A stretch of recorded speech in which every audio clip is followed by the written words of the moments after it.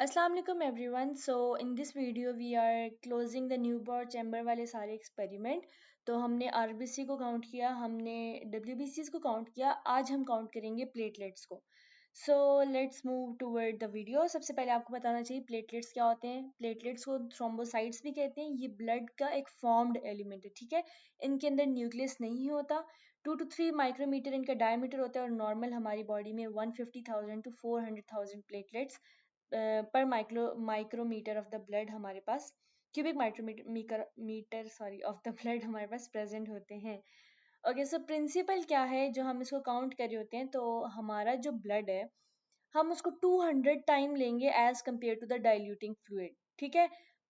ये भी आगे आपको समझ आ जाएगी और एंड पे हम लोग इस 200 डाइल्यूटिंग फैक्टर को माइनस कर देंगे और अनडाइल्यूटेड ब्लड के अंदर हम देख लेंगे कि कितने प्लेटलेट्स हमारे पास मिले हैं। अब जो प्लेटलेट्स का हम फाइंड करें उसके अंदर हमें ये मटेरियल चाहिए। आरबीसी पिपेट चाहिए, हीमोसाइटोमीटर चाहिए, माइक्रोस्कोप, स्पिरिट, लेंसेट, सब कुछ चाहिए, ठीक है। तो जो हम प्लेटलेट को फ्लूइड जो इसके अंदर डालते हैं वो क्या डालते हैं, ब्रिलियंट क्रिस्टाइल ब्लू। और वो हम क्यों डालते हैं, ताकि प्लेटलेट्स को स्टेन कर सकें। देन सोडियम सिट्रेट डालते हैं हम ताकि क्लॉटिंग को बचा सकें। फॉर्मेलिन डालते हैं फंगल ग्रोथ को रोकने के लिए। एंड डिस्टिल्ड वाटर डालते हैं एज अ सॉल्वेंट। तो इसको याद करने का तरीका है, ब्लू कलर है तो it will give stain, formalin for F and fungal growth for F. Okay, so requirements में हमें ये सारी चीज़ें चाहिए। प्लेटलेट फ्लूइड को हम रीस एकर भी कहते हैं, ठीक है।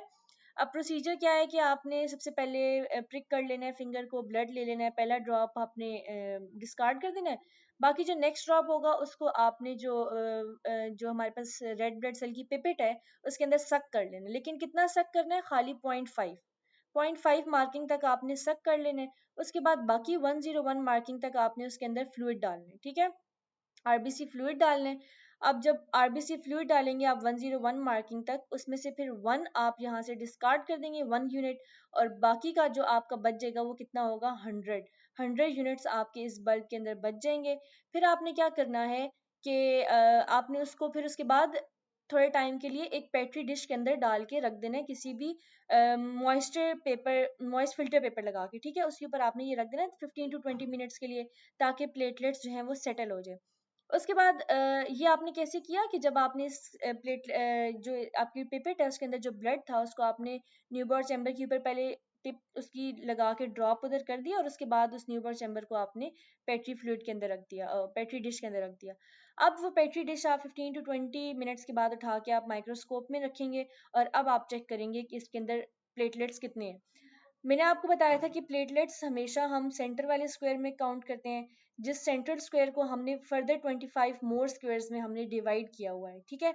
तो हम यहाँ पे इनके प्लेटलेट्स जो है ना काउंट कर सकते हैं। आरबीसीज भी हम इसी जगह पे काउंट करते हैं। ओके, सो काउंटिंग का रूल है कि आपने हमारे पास जो टॉप और लेफ्ट साइड है उधर के जो ओवरलैपिंग सेल्स हैं उनको काउंट करना है, लेकिन ये जो आपके बॉटम और राइट साइड पे उनको आपने काउंट नहीं करना, जो कि हमारे पास थॉमस रूल है।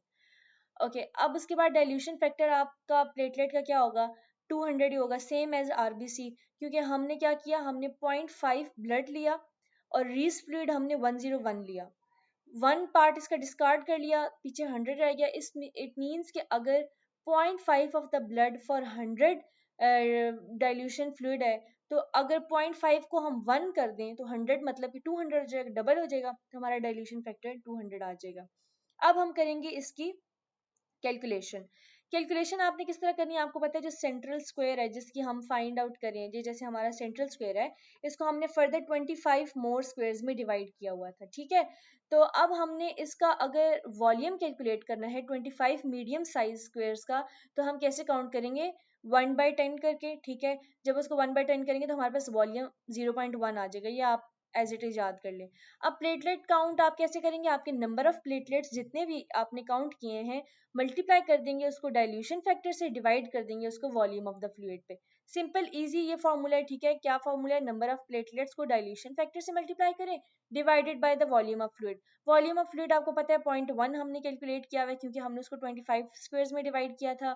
डाइल्यूशन फैक्टर हमने 200 डाला, बाकी बात रहेगी नंबर ऑफ प्लेटलेट्स काउंट करने की।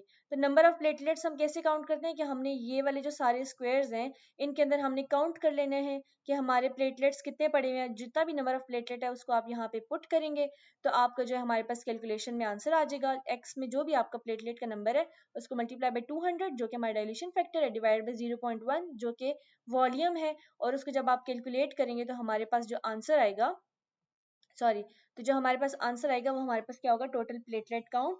और लेट सपोज अगर आपके नंबर ऑफ प्लेटलेट्स आ रहे हैं 175 आ रहे हैं, मतलब वन स्मॉल स्क्वायर में जो वेट मैं आपको दिखाती हूँ, लेट सपोज आपका ये जो स्क्वायर है, अच्छा इसमें अभी आपका ये जो वन स्क्वायर है इस पूरे के अंदर अगर 7 प्लेटलेट्स आपके हैं तो इट मीन्स के इन 25 में काउंट करने के लिए आप 7 मल्टीप्लाई बाई 25 कर देंगे यानी कि 175। इट मीन्स कि अगर आपके 175 प्लेटलेट्स हैं तो आप इजीली 175 को मल्टीप्लाई बाई 200 डिवाइड बाई 0.1 करें, आपके नंबर ऑफ प्लेटलेट्स आ जाएंगे। तो दैट्स वेरी इजी, सिंपल, आपने काउंट करने और ये फॉर्मूलाज आप याद कर लें और आप जो है इजी पीजी करके या कैलकुलेशंस आराम से कर सकते हैं। तो आई होप आप लोगों को समझ आ गई होगी। So thank you very much. ये न्यू बर्थ चैम्बर वाला बहुत ही इंपॉर्टेंट प्रैक्टिकल है और इसके तीनों पार्ट्स भी आप लोगों को बहुत अच्छे से आने चाहिए। So in the next video we will discuss about some other skill lab and the laboratory practical. तब तक के लिए thank you very much. Allah Hafiz.